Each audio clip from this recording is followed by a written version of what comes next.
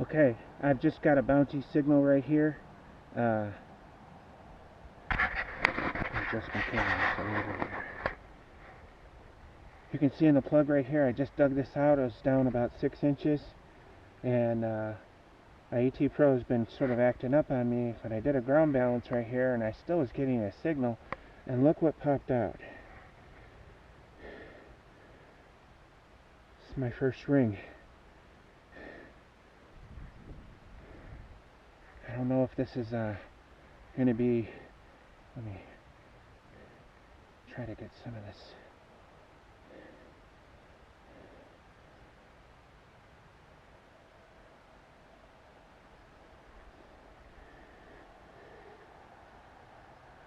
I know you can see the design on this.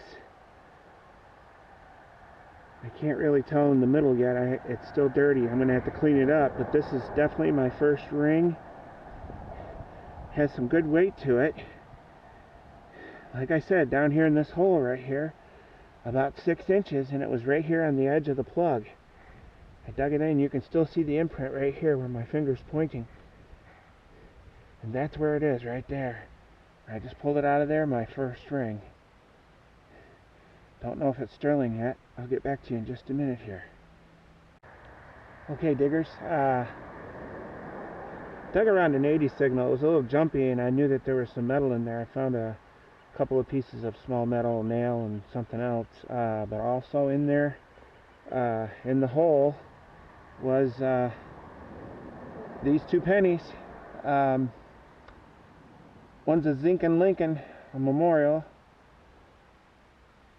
and the other is a Canadian. So 2 pennies in one hole, a little penny spill here in the front yard. I'll take it every day. Alright, thanks for watching. Okay, diggers, here's a find you don't get every day. Part of a hose. The handle's still on it, but cut off on this end. And I don't know why, but there it is. Came up as a good nickel signal, very solid. And I suppose it's this handle, but kind of neat. Just thought I'd show it to you. Okay, diggers, here we are. I'm going to give you a wrap-up of tonight's hunt. I also have a few things added in from a couple days ago when I was hunting right here around my yard. This old gun right here that you see, it's, I don't know, like a cast or something. Has a big K on it right there that you can see. So if anybody knows what that is, that brings back some memories from your childhood, write it in here. Let us know, let everybody know what this is. That trigger broke off, and so I think the kid taped it together with some electrical tape. Then we have this cream here. I don't know what it is. Some kind of a something. It gave me a real high signal, like a dime signal. And I dug that up at about 6 or 7 inches. Not really familiar to me. This silver thing kind of looks familiar, but I'm not really sure. This is off of a can. It says open on the other end. Maybe a soup can or something, but it's aluminum. Gave a real high signal. This, I do know what it is. This is off of a mason jar, and it says Burke on the other side in this white. Don't know if you can read that. It says 4 mason jars, and I'm sorry, Boyd cap. So those of you that mess around with canning, if you can tell me about Boyd and how old it might be, that would be awesome. Moving down, I'll tell you what, this, I was really excited when I found this. And there's, you know, you've heard the expression, is nothing like the real thing. Listen to this.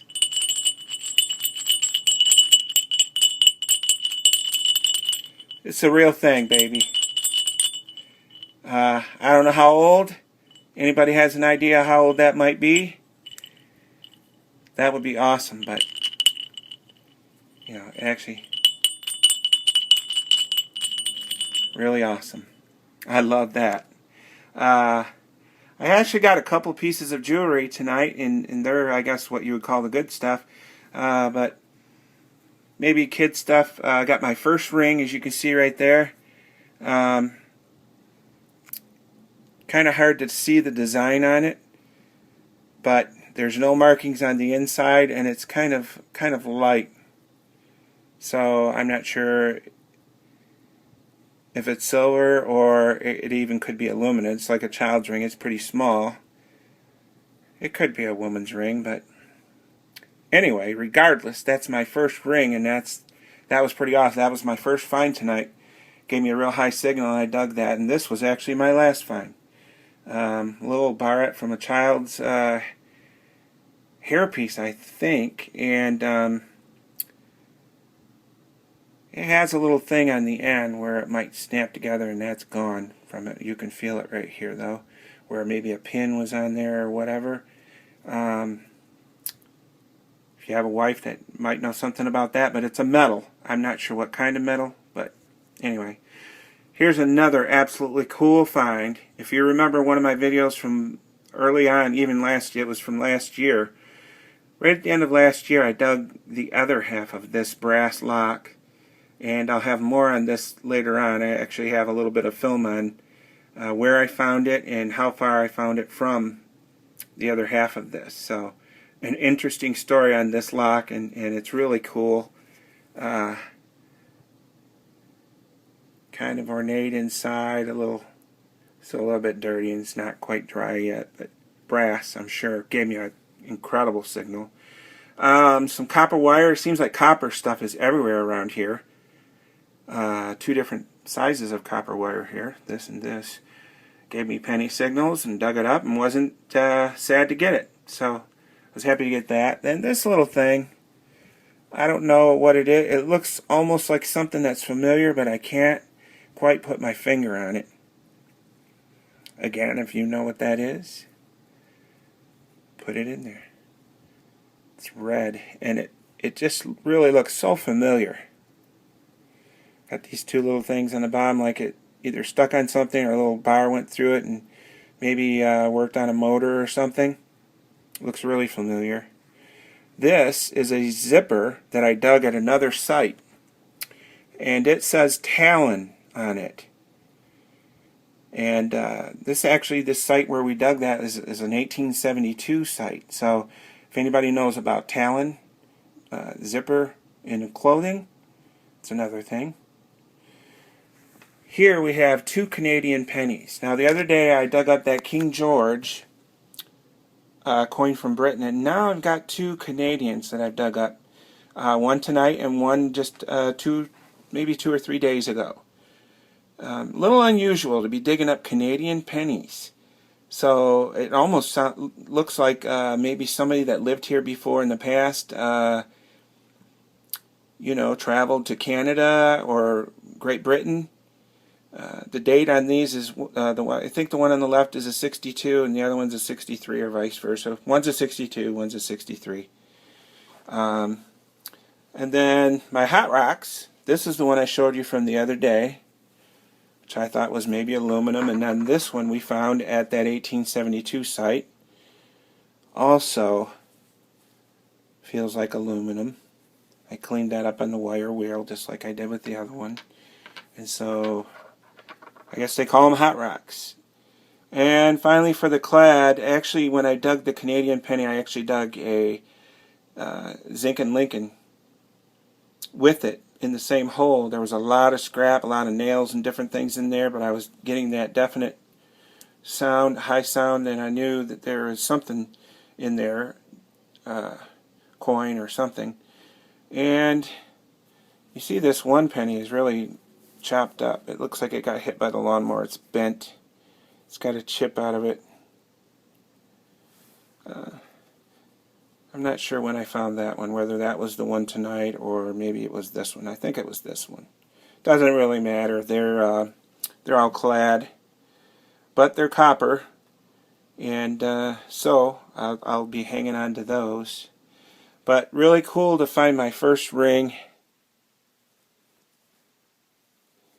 It kind of looks like silver to me, and again, I haven't I couldn't see a mark on the inside.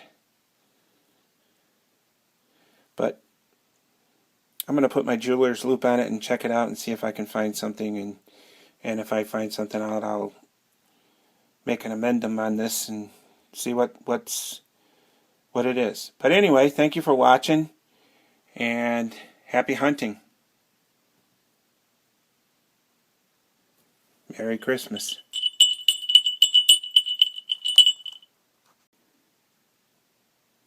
Okay, diggers, a quick update on this ring.